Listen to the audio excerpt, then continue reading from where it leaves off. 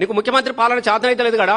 మస్తాన్ దగ్గర పేగులు క్లీన్ చేయడం స్టోర్ దొరకలేడట, వాటి పీకిండట. నువ్వైతే మంచిగా క్లీన్ చేస్తావు కదా, ప్లేగులు క్లీన్ చేస్తావు, మంచిగా బోటి మెడలేసుకొని తిరుగుతా ఉంటావు. నీకు కూడా ఇంత బోటి పెడతాడు, సాయంత్రం పూట సపరించుకుంటా నువ్వు చేసుకున్న కార్యక్రమాలు నువ్వు చేసుకో సార్. మంచిగా బోటి మెడలకు వేసుకో, అందరికి మెడలెత్తా పేగులు మెడకెత్తా అనేది ఎక్స్పర్ట్ వాట కదా నువ్వు ఆ పనే చేయి. మరి నీకు కూడా మస్తాన్ రెడీగా ఉన్నాడు ఇప్పుడు చాలా, ఎందుకంటే బోటి చాలా పెద్దది కదా, పేగులు ఈకలు తీయాలంటే చాలా మంది కావాలి.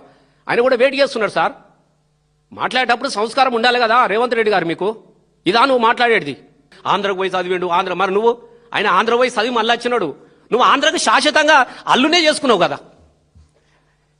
అరే నీ విచిత్రం కూడా చదివెత్తనే నీకు నొప్పి పెడితే మరి నీ అల్లుడేవాలే నాకు చెప్పు.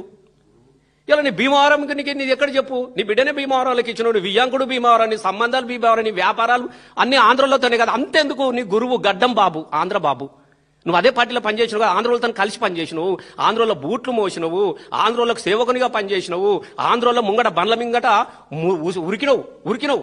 ఎస్ఆర్ నగర్ లో మొత్తం ఎలక్ట్రానిక్స్ పంచాలో ఎన్టీ రామారావు విగ్రహం పెట్టేస్తా నేను ఇది చూపిస్తాను. మరి వాళ్ళకి ఎందుకు ఇచ్చినావు? వాగ్దానాలు ఎందుకు ఇచ్చినావు? నీ అవసరానికి వాళ్ళ బూట్లు నాకుతావు ఆంధ్రోలో. ఇలా ఆంధ్రలో కేటీఆర్ చదువుకున్నానగా నొప్పి వస్తున్నాయి నీకు, ఏలనగా మాట్లాడుతూ ఉంటావు. మరి ఇదే మాట జూబ్లీ హిల్స్ లో ఎందుకు మాట్లాడాలి? ఆంధ్రలో ఓట్లద్దు మాకు, ఆంధ్రలతో ఇదే వద్దని చెప్పేసి ఎందుకు మాట్లాడాలి?